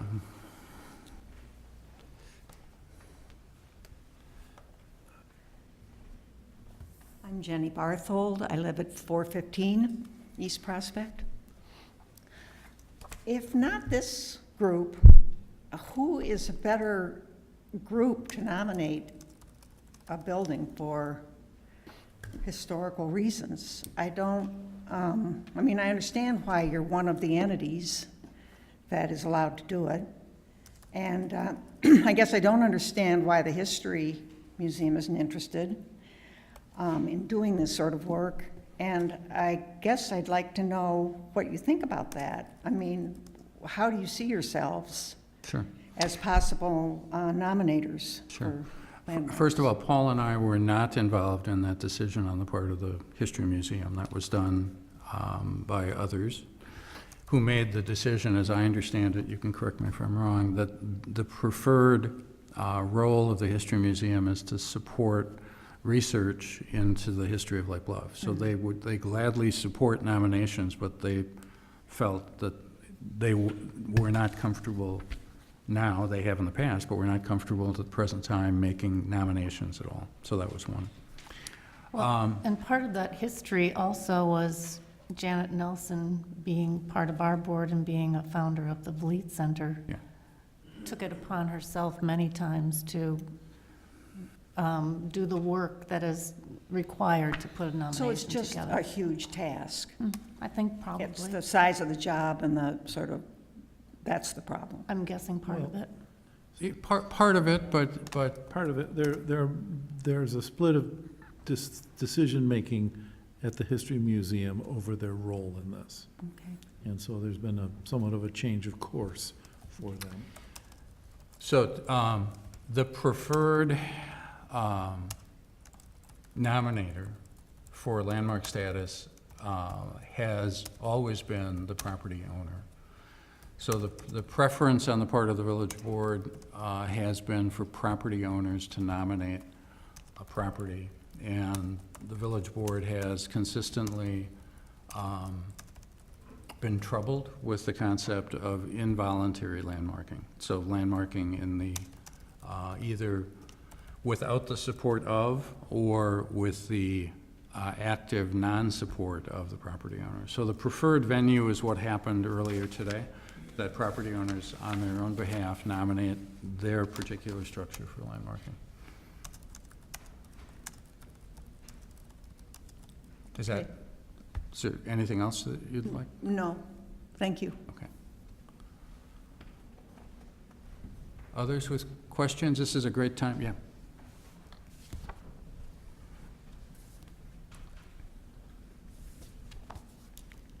Hi, I'm Renee Boyle, and I'm at 402 East Prospect. I guess some of this is starting to get a little confusing to me. So one of my questions is, it seems that the Village of Lake Bluff is recommending that you would recommend it. You're saying you don't typically recommend a landmark status for a home that's not owned by a property owner. And what I'm understanding tonight is that the neighbors are more concerned, and we're all concerned about what's going to replace it. We're concerned about possibly securing what history took place in the house, and it seems that we're all in agreement that it was the founder of Lake Bluff and the early settlers. And that seems to be okay with everybody just passing it along. So I'm under the understanding that there's going to be no further action to landmark because it's never been done before, Well, and the house won't be honored? we haven't gotten that far. Or is there another stage? That's why That's what I'm getting very confused. That's what the discussion today is So are you about. going to vote on this tonight? We could either vote on it tonight or whenever, as long as the demolition delay is in place, we could certainly consider this application. Be my preference to make a decision tonight rather than wait. But yeah, that's the reason, that's what the village board asked us to do, is to make that decision as requested by the petitioners and by the neighbors. To address some of your other issues, and again, I apologize. And I mean this with due respect. Yeah, There's and I just a don't mean lot to of sermonize information. either, but it's a confusing topic, and It it has confused been too. confusing for a long And time. I appreciate all your volunteerism and working with the village through the years. It's a lot, Yeah. and I appreciate it. One of the reasons for the demolition delay is to do what you mentioned second of your 2 points, and that's to secure the history of the property. So prior to 2005, is that when whenever this commission, whenever the ordinance was put in place, I would walk, I used to work downtown, and I would walk to the train station in the morning, and at night I'd walk back and there'd be a hole, and there wouldn't be a house there. And the demolition delay that was put in place at least provided people, that's why the sign is in front of homes. It allowed individuals and the Vliet Center, the History Museum, to secure the history of the structure, to take photographs. That's why we have lots of really good photographs of homes that unfortunately aren't with us, that will make a great montage of, Lake Bluff in the past. But that's the reason the demolition delay is there, so that securing history is something that is being done right now for that particular property. The first thing you mentioned is concerned about what will replace it. I think everyone is. That is not the purview of this commission. All that we can do and what we have tried to do is to have a dialogue, and I'm not speaking of this particular property owner, but of all the property owners who have looked to demolish or restore in one way or another, to have a dialogue about what would be appropriate for the particular site. We have no, and nor does the village board have any enforceable rights to determine what will replace. The zoning and subdivision ordinances, so subdivision isn't going to happen, the village has said that, and the petitioner has said that whatever is there will comply with all the existing setbacks and height and all the other subdivision and zoning requirements. But the way that the historic preservation ordinance is currently established is that there is not any way other than talking, other than trying to influence, but there's no way to definitively say yes or no to a particular suggestion for a structure. So the other important factor, I think, and you didn't ask this, and I'm sorry if I keep going on, but I think it's important to understand what landmarking does. So when a structure is landmarked, and when the owner of a landmark structure wishes to do something to that structure, to the exterior of the structure, whether that's putting an addition on, whether it's replacing some outbuildings, whether it's tearing it down, there is a requirement for a face-to-face meeting with this commission to discuss the plans and for a dialogue. The theory of this is that there's a dialogue with the property owner. There is, for any property 50 years old or older, where there is a request for demolition, that there is an automatic 90-day delay that can be waived by this group, and this group could also extend it by another 30 days. So the authority of this group is limited in terms of demolition to delaying it for 120 days. The village board, neither this commission nor the village board can say you cannot tear that house down. So that is the policy of the village. Some disagree, some agree that there's a very large difference of opinion on what the right approach is, but that's the policy of the village. So bringing that to the current request, what we're going to be discussing shortly is whether to hold a hearing to consider landmarking at some point in the future. If the answer is yes, then we'll go through what we did earlier today and make a recommendation to the village board, yea or nay. If the decision is no, then the demolition delay stays in place, because that's a separate decision that this group has to make. However, even if the structure is landmarked, the property owner could still do what they wish with it following another delay. So Correct. we're not looking at an end game that's different. Right. It potentially is longer. Does that help? It does, and I appreciate it, and I do believe that this home needs the respect and honor of being landmarked, even if it's gonna be knocked down. And history will be categorized. I really do believe that, even if it's just a little, circle brass plaque that goes in the sidewalk. So anything to at least delay it, I Steve, think is preferable to the majority of the community, So will you because this also, is our founder's home. can you also explain the way the delay changes if we would have if we would landmark, the time clock starts again? Sure. And goes on, I know or Glenn Glenn, has maybe done you the wanna research do on that? that, so you can. Yeah, that's generally our understanding, is in the past, you have the significant demolition delay. That can't, if there's a landmark application out there, no permits issued till the landmark application is resolved. If it's designated a landmark at that time, you would start the 120 days Over again. before demolition, yep. And then, there's a 30-day extension the village board can put on top of that, and so 150 days after a landmark is established. So again, just. I thank you for your time and consideration. It's a lot of information, and I'm hearing a lot of different, I understand it, but it's a lot of information, so thank you for your So consideration. again, And I just- hope the city does the right thing to at least just to try to recognize put the it history. in a few short words, if this group agrees to landmark, that would be a decision this group would make. It would have to go to the village board, typically Correct. for two meetings. They would need to approve it, and then the property owner would be able to make a decision as to what the future of that property would be. If they would wish to continue with demolition, there would be a new demolition permit that would be issued, and there would be, since it would be a landmark, 120-day plus 30. So that is the time sequence. Spring. Yeah. Okay. Thank you again. Appreciate it. Others? Come on up. Come on up.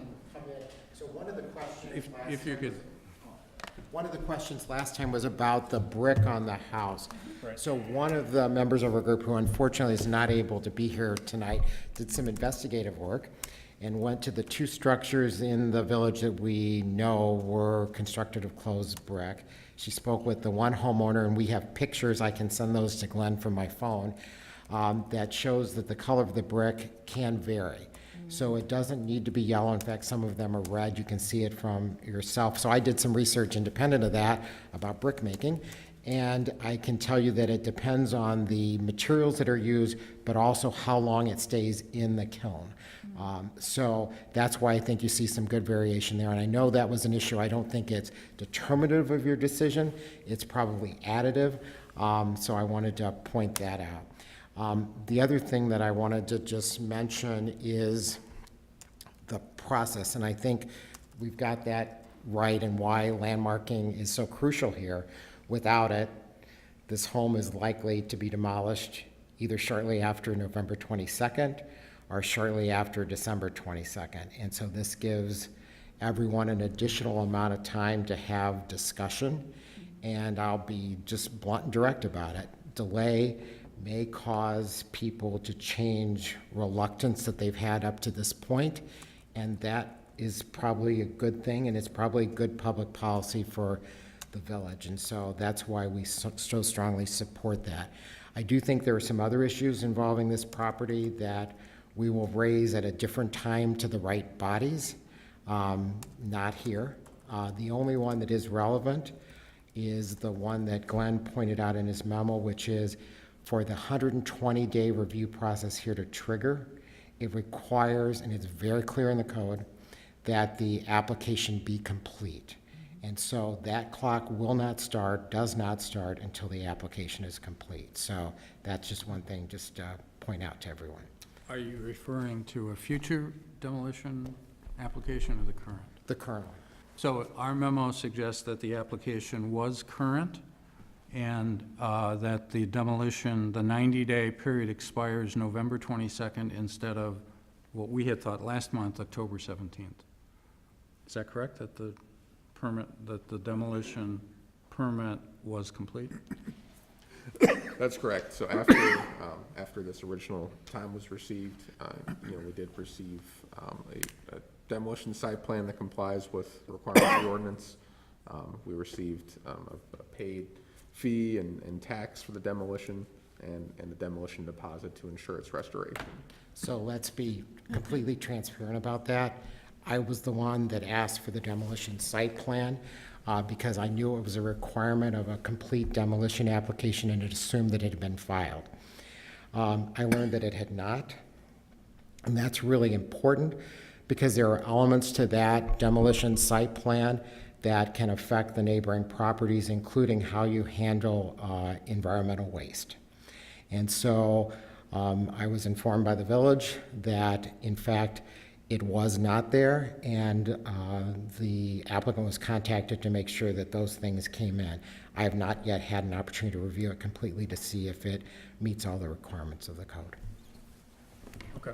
Our information suggests that it has, and I would encourage you to talk with Glenn to become comfortable with the determination the village staff has made. Okay, commissioners, what's your? Let's talk about this, and we're really talking about. I think everyone has expressed an interest in either the structure, the placement of the structure, the streetscape, the nice to have of being able to keep it just the way it is, the potential that maybe that isn't going to happen. But the question here is, are we comfortable holding our own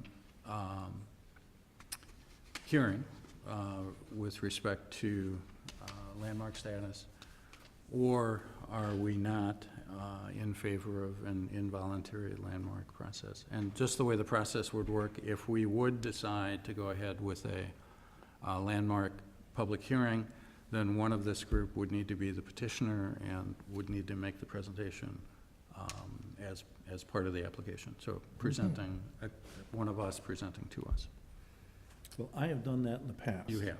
So. You've done a wonderful job. Yeah, I did. So on our list here, on the form, it says 700 Forest Cove was the presentation. I prepared that presentation. It says this was done on behalf of the museum. I thought I did it on behalf of the HPC. Well, that's in the wisps of my memory. I can't recall. It's only 10 years ago. It's only 10 years ago. I went and did the research on the property. It's an A.A. Sprague estate house, heavily remodeled by Jerry Cerny, a known architect, and a very important property. I did the presentation, put together a slideshow, stood at the dais, made the presentation, and I believe I abstained from voting on the process because I was the presenter. But again, that's lost in in my 10-year memory lapse also. But, so there is some thought that Janet had done most of them, but I actually did this one in particular. I also thought that we did an application for, I thought the first one we did was 210 Center. Right. I thought that was the one that seeded this board, and I thought we landmarked that. That was the very first one, 2005. So Sherry, you are nodding your head, and I remember that. I don't remember all the detail, Yeah. but it turned into a beautiful replication.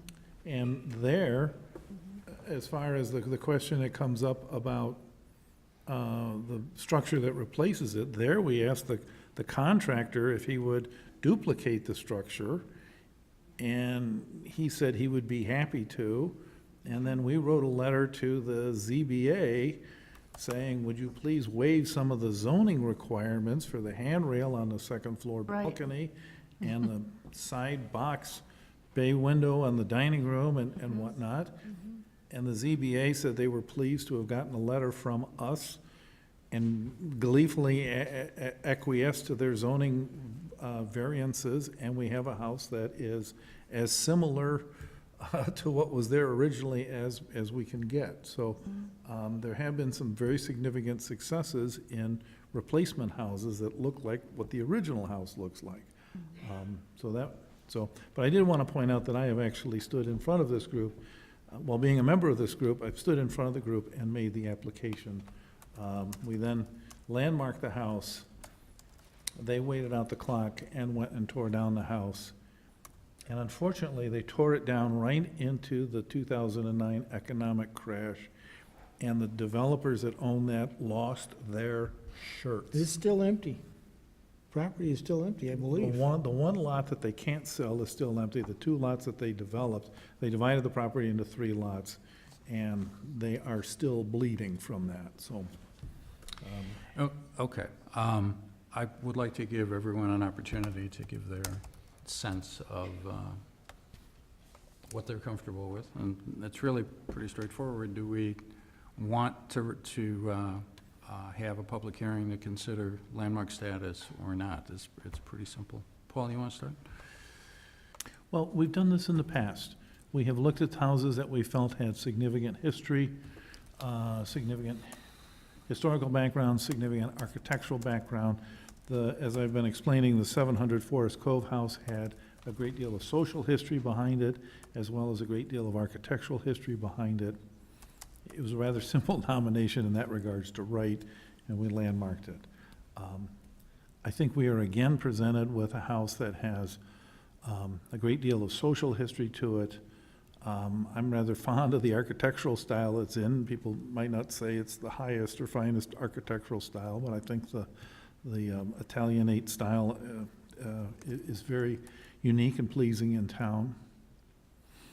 I think when we get a petition with this many village residents saying they would like us to take a much stronger, much deeper look at this, I think we have to respond. I think the petition, I don't know how many people are on the petition at this point, but I think we do have to give this house a hearing.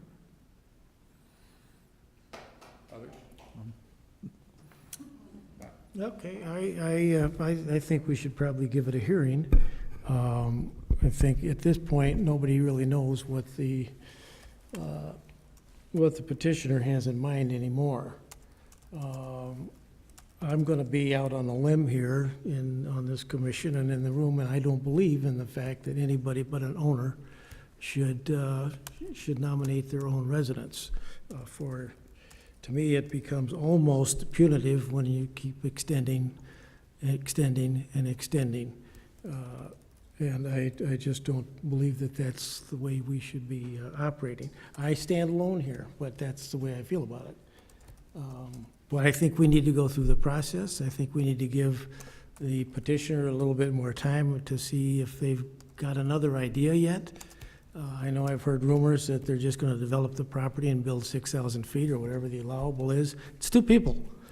So I don't think that's probably going to be the case.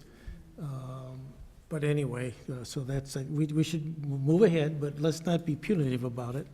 If you know that, I'll use a different example. A couple of years ago, when the the Keck and Keck house at,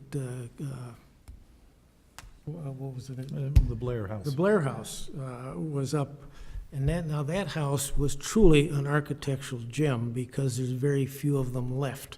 And it had all sorts of architectural exhibits in it that were learning things, learning exhibits. Anyway, that went on for quite a few years. The trust said they couldn't sell it as long as the house was there. It was a pretty expensive piece of property. And it wasn't until, I think, we found out that the tax on that property was in excess of $100,000 a year, and it had been going on for 2 or 3 years. It's like, okay, this becomes punitive now. Now, unfortunately, they did take the house down, and that property still says blank. Yeah, it's still for sale. Okay. So, Yeah, so anyway, that's the, the argument that the house is in the way of the property doesn't ring true. It didn't ring true at 700 Forest Cove, and it doesn't ring true at Crabtree no, Farm. but this one has an owner that wants to develop the property, wants to put something on it. The other ones Yeah. didn't, so. So Sherry, or- So, I do understand the challenge with property rights versus what the Historic Preservation Commission is trying to do in restoring or keeping the character of our village. I don't have an issue, though, with us landmarking the property. I think there's a really good reason to do it, to get all of the historical information down, save it, and hopefully give us, not to be punitive, but to give us more time, hopefully to talk with the property owner and perhaps have a different outcome.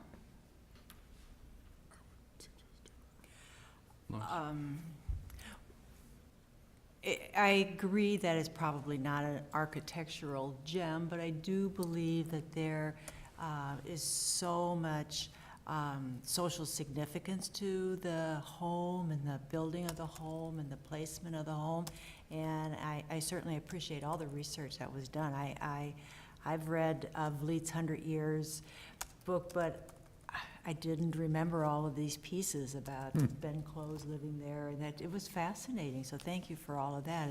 And so I think it is just an extremely significant home, and I believe our mandate is to help to preserve and protect these architectural significant homes and properties. So, and like as Sherry said, I certainly want to respect property rights of the individuals, but yet I think that we're a shared community too. We own our individual homes and parcels of land, but yet we all collectively have some ownership in the village. And I really appreciate all of you taking voice to that ownership, and we hear you. So I would support having a hearing to further look at landmark. okay. This is my turn, nobody else? This is a hard one for me. I love that house. Ever since, let's see, the first 4th of July parade that we went to was 1975, and every year we've sat right across the street from that property. When we knew the people, great parties in that yard, yeah. We would, do what you do on, in Lake Bluff on the 4th. So if there were a petition for landmark status, I would certainly support it, because I believe, for the reasons we talked about in the 2 conversations today, that that structure, but more importantly, what that structure represents in the history of Lake Bluff is important. Now, I need to balance that with the taking of property and the involuntary nature of a landmark. And I need to balance that also with the reality that no matter what, the property owner can do what the property owner wants to do. So I would, I'm not in favor of involuntary landmarking, I'm not. But it seems like we have a majority here to move ahead with the public hearing for next month. Yes?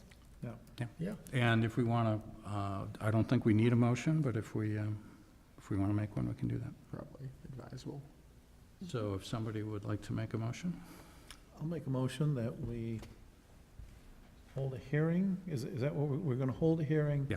To, What I've got here is to nominate 419 East Prospect Avenue as a landmark and hold a public hearing concerning the nomination at the HPC's October regular meeting. that's exactly what I was going to say. And you should see Right. how Read big your that mind. type is there. Yeah, I had it for Is there a Steve's second? benefit. Second? Any additional discussion? So we'll have a roll call vote, and a yes means we will have a public hearing, or recommend that we want a public hearing, and a no means that we do not. Okay, once again, the order is random. Member Nickel, Yes. Member Bergman, Yes. Member Richardson, Yes. Vice Chair Hunter, Yes. Chair Kraus. No. Motion carries. Okay, motion carries. May I ask a question about that then? Absolutely. So that means that as a board, one of us puts that, We'll figure out the process. Staff, Okay. well, the application, the material we have in front of us is pretty much the application. right, which, thank you. Yes, it's a great application, there's some great history there, and I am interested in the brick, because that is, when I do the history walk, we do talk about the fact that there's closed brick, and somewhere hidden in that structure. So I'd love to know if that's actually true or not. But we'll put a process in place, but essentially it will be, since non-property owners can't make the recommendation or lead a public hearing on this matter, it would be one of us that would do it, and we'll have all the rules that we'll set Okay, up for that. thank you. With regard to the closed brick, Yep. it's my understanding that the clay on our bluff isn't terribly good clay for making bricks. And while you can form it into bricks, you can't fire it hot enough to make the brick glaze and turn into an actual glazed, you can't change the internal structure of the brick so that if you, Crumbly brick. if you make brick out of Lake Bluff clay, whether you're Mr. Close or whether you have a modern-day kiln, the clay isn't good enough to make a brick that's really hard enough to be a good construction-grade brick. So when they get wet, they fall apart. So it's like making adobe bricks rather than making a good construction brick, so. So I'm sure we'll have lots of research on bricks when we get to the nomination next month. Thank you all for your interest and all of that, everything that you do in the village, and hopefully you'll come around next month. We like having an audience and Yes. like having dialogue and questions from the community. And keep up the landmarking of your individual structures. We've been looking for that for a long time in the village. And the rest of you can certainly landmark your homes too, As can we, actually. as can we. Okay, agenda item number 7 is the continued strategic planning and visioning for the Historic Preservation Commission. So do you want to, as people clear, do you want to talk about the pending applications we have next month, and then I'll talk about that? What is next month besides this? Sure, so next month you'll have 419 East Prospect Avenue, 415 East Prospect Avenue, 400 Ravine Avenue, and from the sounds of it, you may have another structure yet, so. Plus, We'll have Yeah, I said that one. so we'll have 4 or 5. You'll have at least 3, For sure. Wow. and then I suspect there might be at least a 4th out there. Is all valid? All by the owner, I presume all valid. No, I mean, they make sense. Oh, We'll have to look at it. Does that make it a historic neighborhood then? They're all in the You same know, I think we neighborhood. ought to look at National Just Register, boom, boom, boom, boom, boom, yeah. historic The places. the 60 because people. It's a cluster, right? it is a cluster. There's more And I think movement those underneath. discussions are actually happening. There's more movement underneath. Which is a great thing. Okay, the other thing that I have is on the material that's in the dais in front of you. It's essentially what we looked at for the last 2 months, except that Glenn made it look pretty. And then I took out every third word. So I had a discussion with the village president and the village administrator this afternoon. Went through in great detail, lots of good questions. We will be having a workshop session probably on a Saturday, because this is going to be more than an hour, with the village board to discuss not necessarily this version, but to discuss these issues. We're going to go through one more round. We're going to convert this into a PowerPoint presentation. So we'll have one more round that we'll do in the next month or so. But that workshop session will happen after, in the first quarter of 19. So it'll be January or February. Now, Steve, that's a combined workshop with the village trustees and our board? Yes. So it's 6 and 6, or it'll be a Yeah, and the public will be invited. So it's an open forum, and it's public discussion. a Saturday morning, you think? Most likely.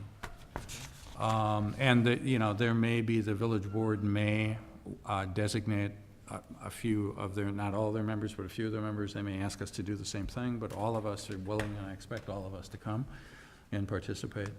And hopefully we'll have the village residents as well participating. The general reaction was one of a welcome, a sense of context, that this provides at least a sense of context for some of the things that this body and others have been recommending. So that's on the agenda. If the village administrator can arrange it, I'm going to be representing this commission in an informal discussion with the real estate community in town about what they need in order to provide assistance in selling houses, and with a special reference to what we call a property dossier and Lake Bluff Online, and whether or not that they feel that would be an addition to their efforts to sell in Lake Bluff. I tell you, when I was reading this, the online part, Yeah. I looked at it, I thought, this is doing the real estate people's job. I mean, it really is. It's so good. You need to get them all together, not just the ones in Lake Bluff. Yeah, and we'll start there, and then Yeah. we'll do the rest. But so we're going to have one more go at this. It'll be in a PowerPoint. It'll be a revised version of this, and then a PowerPoint version that we will share with the village board. January, hopefully the end of January is that's a good time to do Saturday sessions. Okay? Will we have our own workshop meeting before that, as we further refine this? I mean, we sort of get this once a month and get it in sort of drips and drabs and. If the commission, we have time, that's one of the reasons we wanted time. Yeah. If this group wants to sit down and really go through this, we can do a special, either, and what's your pleasure, to do another evening, or to do a Saturday morning, or? Because it does take a couple hours to kind of go through all the ideas, and we've talked about it a bit. What haven't we talked about? I kind of feel like we have talked about it. Yeah. But that's because I also reviewed it. So I don't know. And if we do decide to have a meeting, I'd prefer an evening I would to too. a weekend, because from now till January, I feel like I'm pretty full. So we can do that. It's not going to be on next month's agenda if we have 4 or 5 landmarks that we're dealing with, right, so there's not right. going to be time. It maybe would hit November's. But maybe the way to do this is that individuals who want to have more discussion around the document get a hold of Glenn and I, and he and I can sit down individually with commission members and sort of go through things, and then I'll summarize. That's a lot of coffee clutching on your part. What else does a retired guy do, What's the date of the November meeting? Does it happen to be the 14th? I believe it is set for the 14th, yes. Because I know I have a conflict that night. I'm sorry, business conflict. You're here next month? Next month I'm here. Okay. Okay, so anyone who would like more, and will you relay to the two missing board members, so that if they want the opportunity, Certainly. just just to let you know, and then we'll coordinate a sit-down, and if anybody here wants to have coffee in the morning, we'd be happy to do that.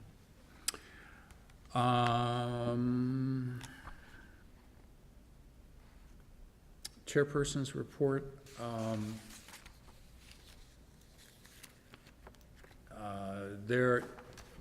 Most of what I've been thinking about is included in this document. We did talk about putting timelines, if this concept is agreeable to the village board, of putting timelines together and of putting financial commitments together and of working with the partners in the village, so that would be the real estate community, the history museum, the schools, the park district, to the degree that they need to be involved, but to put together a timeline and funding to make this happen. So as you think about this, think of, in your heart of hearts, how long you think it'll take us to get all of this Is done. there any slot in this joint meeting for somebody, or not the whole board, but, you know, a couple of members of the ZBA? You know, the village will be. Got impact there. I would be, and I think more of us would also, if you want to have as an ABR, if you want to invite us to come to one of your meetings and talk about this, I think that's fine. Oh, boy. Or if you just want to wait and invite your fellow ABR members to come to the open meeting, then that's fine too. But yeah, the more the merrier. Yeah. Well, that really, And the as more, long the as more you- it's harder to get anything done. As long as you identify that this is still a draft, Yeah. and it's I got, see you changed it from what I read online. Yeah. A little bit, yeah. yeah, a little bit. Can we get a copy of the final, this updated This is it, copy? isn't it? Oh, this is what the last one we saw? Draft 4 is the final, So we do is the have most that recent version. electronic already? And I will have you notice, I learned for the first time, I did not really, but I did manage without error to embed the two URLs so that you can go to the websites right from this document. Good. Okay. On that point, so in your email Monday, This version was there?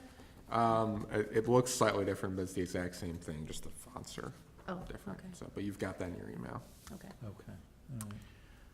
Okay, so that's good news. We're moving on a strategic plan, which I think we sorely need, and some definition around what direction preservation takes within the village.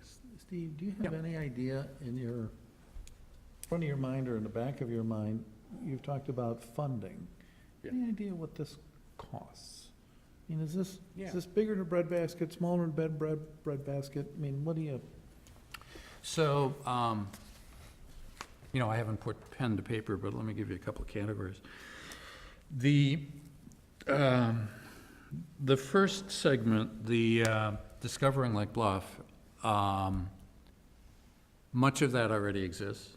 It's formatting, especially the first piece that talks about the history of the village and the Strategic Plan 2023. It's kind of putting it into a package that reflects the direction that the village wants to take with respect to preservation. What I've said is that the bias, the needle moves from neutral to encouraging preservation. Because I think we're at a neutral state within the village, and, the request to the village board candidly is that the needle moves to and encourage preservation in a format that people are comfortable with.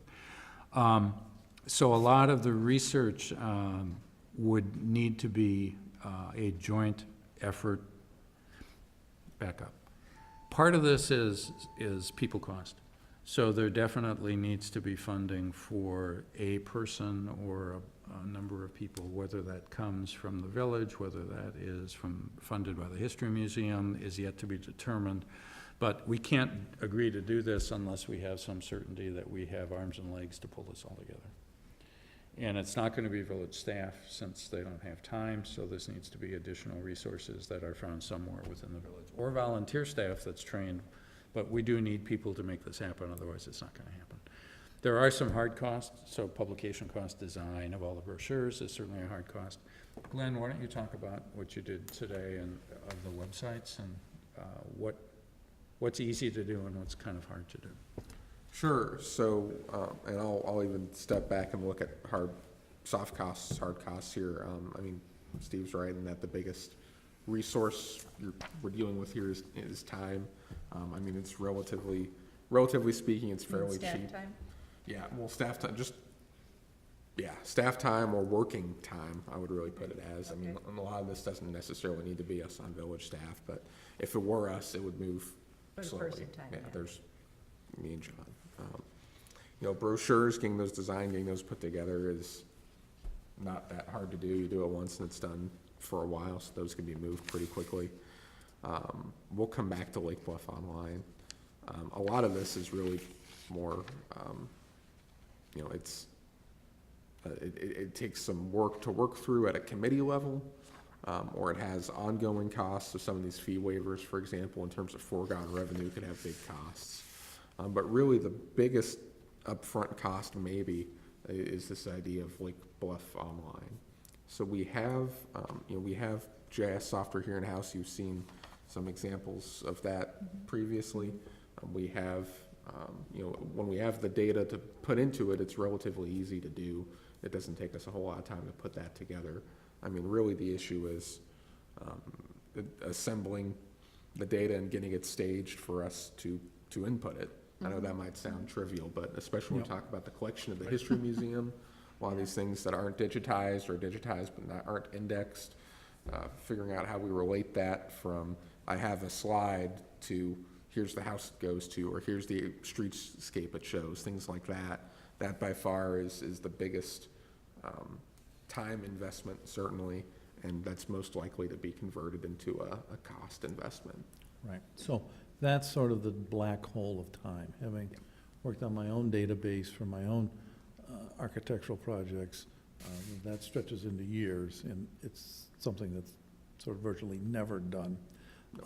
But it seems to me that on the front end of this, there's the assembly of a huge pro-Lake Bluff, I'll call it a brochure. That's probably not the right phrase, but if you want to talk about the glories of the school system and the glories of the park district and the glories of the village administration and garbage pickup and all of those things that go into a big sort of how do you sell Lake Bluff brochure, it seems to me that there's a lot of pieces of that that are available, but we need the body, the person who's got the journalism and the graphics background to put all of that together into an electronic thing, whatever that thing might be, whether it's a PDF document or whether it's a website HTML document.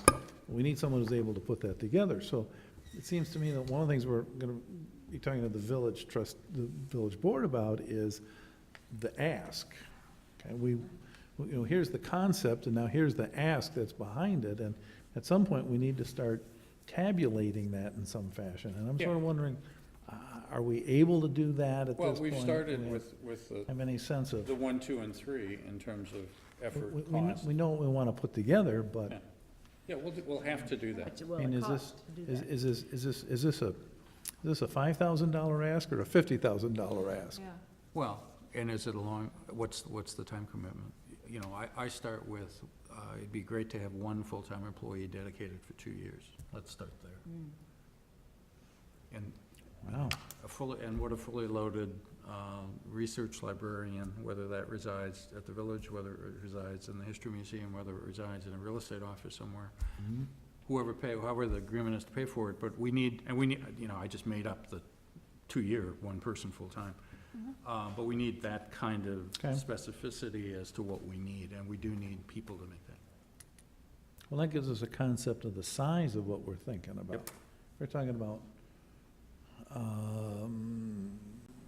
1,400 hours a year for 2 years. You know, that's a lot of, I just made that up, so don't remember that, just remember Yeah. the fact that we are looking Hire at a somebody for a year significant for investment. $1,400? 1,400 hours. Oh, okay. So 40 hours a week No full-time. difference. Nobody's taking that deal.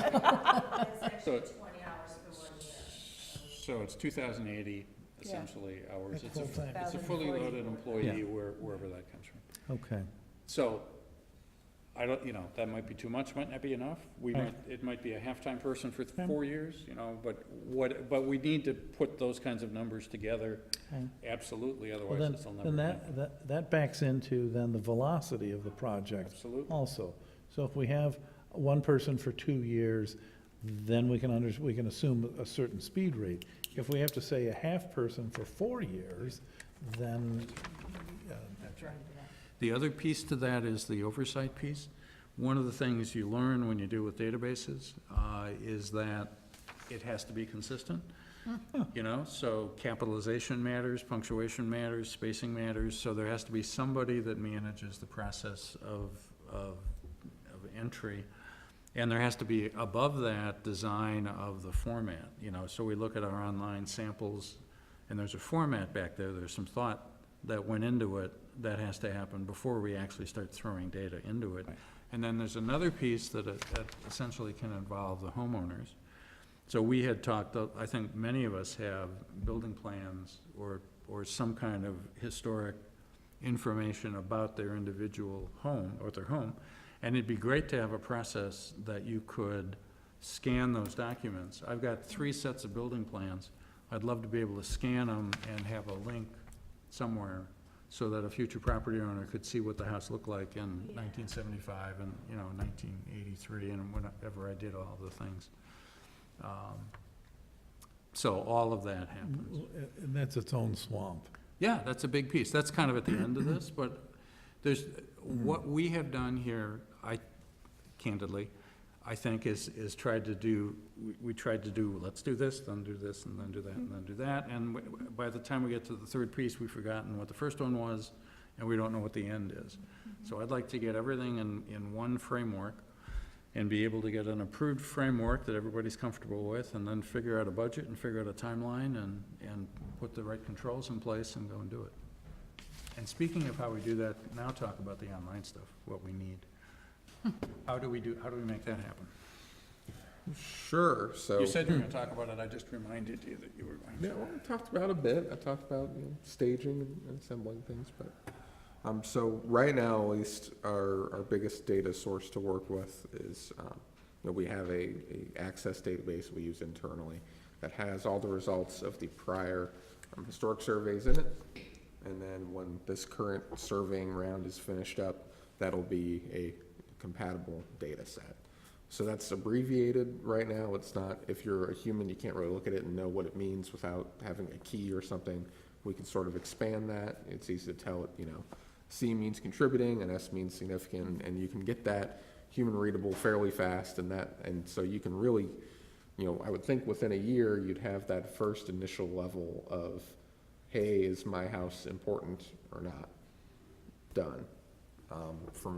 Let's put it another way, within a year, it's very conceivable to have the available information on your property from the historic surveys in an online accessible database.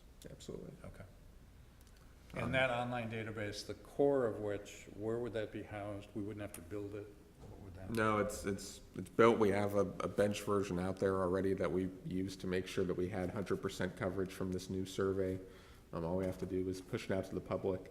It's hosted on a professional server. They pay for it, they maintain it, they do everything. I shouldn't say they pay for it, we pay for it, but they own the hardware, they do all that. So right now, we use that just for a few limited purpose maps for our committees, and then for Julie locates. So when you're going to dig, where are my utilities, we use that for that. Some of our other utility type stuff. So there's a moderate cost that'll go up. Hard Does to that also estimate how bring in much. the county information, tax number, tax listing, Yeah, so the, owners of record, all of that, owners of record going back however? No, I couldn't find the owner's record on that thing that you sent out at all. All I got was my taxes, on, property, whatever there was. I'd have to look at which one that is then. Okay. But yeah, so the Lake County system, that's actually the exact same system. It's a on-site hosted one instead of a cloud hosted one, but all you have to do is say, use this, and it just brings it right in. So it would Pretty be easy to get to. conceivable if we want, we could do that one of two ways. So all the things that reside in the county, so all the tax information, all the prior owners, all the sales prices, all the real estate taxes, all of that stuff, we could either figure out a way to import it into Lake Bluff Online, or we could identify a link You on link Lake it. Bluff Online and link it, whatever is the most cost-efficient and Mhm. effective way. But Yeah. whatever's there is available, and they do use the same base GIS platform, so it's very compatible, and we can put a bunch of filters in it, so we can, when we do historic neighborhoods, So then, is your identify all database that. loaded with photographs? Yeah, so that'll be one technical issue to work through, is what's the best way to show photographs. You can work it right in there. That's, again, Evanston, same system on the back end, just shows you the photograph Okay. and links to a PDF instead of having that all right there, so you can do that. There's a capture question With there. my experience with Access, it's very difficult to link to a file of photographs, because every time Yeah. you link, the link likes to pop on you, and you thought you were, Get it out of Access, to be honest with you. yeah. We would Okay. probably have the photographs embedded in the Lake Bluff housed server, in the material itself, rather than link it. That's just easier with photographs. But the technical people will have to help us. But photos are critical, the more the better. We have a limited number of photos with the prior surveys that are digital already that can be brought in. Our new survey, that'll be a digital first type of efforts, those will be able to be brought in. There'll be what's left is really the original surveys, some of the most important housing in town, so there's an assessor's photograph set out there you may have seen from time to time that we could use, or our first capture task could be to digitize some of what, so there's the very high-level data of what comes from the historic survey, and then at the History Museum, there's binders that have been supplemented by museum researchers over time, excuse me. We don't have that here in our fast reference, so digitizing some of that, getting those photos in, that will be the first capture task, let's call So, And new photographs taken of houses that we don't have is- appropriate photographs. Is all of this black box at this point affordable? Does it exist? Do we own it? Or is that another ask? it. Sure, so all of this is owned, I mean, as we push it out to the public, there will be some costs that increase, but they're fairly, at this point, anticipate they're fairly mild, they're nothing you'd have to budget for. They're understandable. Yeah, I mean, the only, as far as capturing, that's either volunteer hours with a scanner, or you can ship it out, that would have a cost. Probably the only thing you'd want to have shipped out would be photos and photo negatives, how much that would cost to get the negatives or what have you done up. Again, probably a token amount. That's really, the cost is how far do you go with The this? technology platform exists, so we don't have to create it. It exists, it's maintained, it's used for other purposes, it's used by lots of folks, so we just adapt it. I just had here's another application. We know that for, the last 15 years at least, that there has been documentation of every house that's been demolished in Lake Bluff. So we have photographs of what used to be there. Yeah, well, that has to go in this database. So you have, here's what was there, and you can eventually create, on some streets, it's back there somewhere, right? I thought that was only being kept up intermittently. My understanding always has been that there was documentation, either Okay. at the History Museum or here. There Okay. should have been if there wasn't. But theoretically, you could take some of the streets in the village where 90% of the homes are new and recreate it digitally to what it was. That would be a neat thing to be able to do. Yeah. And that's what this tool would allow us to do. Awesome. And then the other piece that we sort of skidded around when Glenn mentioned policy decisions, it's really the last pieces of this. So when the arrow branches into rehabilitation or new construction, those are policy decisions that the village board needs to make. And this is where a lot of the discussion will happen, but hopefully in the right context. But once those decisions are made, actually implementing them is just like any other policy or ordinance of the village. It's pretty straightforward. The process is getting it through the administrative and political process. So there's an interesting mix of to-dos in this.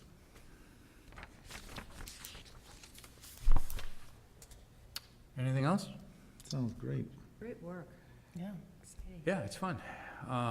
glad you retired. Yeah. So, again, if anybody wants to sit down with Glenn and I, or just with me, and go through this word by word, I'm happy to. Let's get this right. We don't have many opportunities to focus an initiative in this way. Well, let's also keep it moving, you know? Yeah. We've talked about this for a long time, so. Yep. We will also need, at some point, I should have talked about that today in my meeting, but we need to involve the History Museum Board, since they're identified here a lot and as responsible parties without having had any input into the responsibilities that we've assigned to them. So we can get that process going too. Anything else this evening? Thank you for a good 2 hours and 15 minutes. Entertain a motion to adjourn. So moved. Second. Second. Anybody opposed? We're adjourned at Yeah, I wanna 9. keep on. I had one 9:13. I had one last night too, so.